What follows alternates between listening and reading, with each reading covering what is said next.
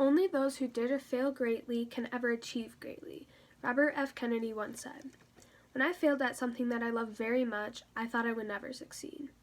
However, even though letting go of something I loved was difficult, life presented me with new opportunities that I will now dedicate myself to and persevere in because I learned from failing that I have to work hard in order to achieve success. That is why I strongly believe that it is necessary for individuals to fail in order for them to succeed. Last year in spring, my friend Brooke and I were on a travel volleyball team together. Although my coach was nice and I had a blast, I didn't really improve much, leaving me and my friend behind and rusty for the upcoming school tryouts. This team was ineffective because even though the owner informed me it was a 16U team, he put a bunch of young beginner volleyball players on it. This caused me to play a completely different position than the one I was trying out for my school team. That season we lost almost every game and several girls quit because of it. Also, because most of the girls were beginners, we practiced basic skills that I already knew instead of improving and learning new techniques. In addition to Brooke and I falling behind, Walled Lake Northern High School got a new varsity volleyball coach that made a new rule that juniors cannot make the JV team.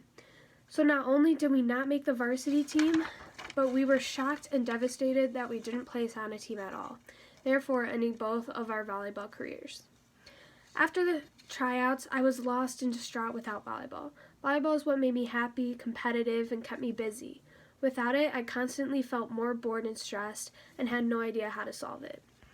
That was until towards the second semester of senior year, a classmate named Kat suggested that I try out for the leadership class. This made me ecstatic because, frankly, I never really saw myself as a leader, and for Kat to specifically think of me made me so proud. So after a little contemplation, I decided to fill out the application form that day and take my shot. I was pretty nervous because I have never been a talkative person, and I turned in my application a day late, which doesn't really scream leadership material. However, after my successful interview over a Zoom call, I felt pretty confident. In the end, by working hard and being myself, I was inducted into the leadership class next year.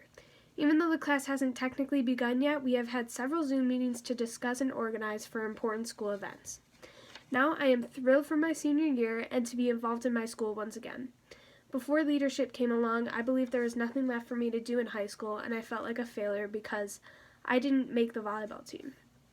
But now I know that it was because I failed in volleyball that made me stronger and try new opportunities.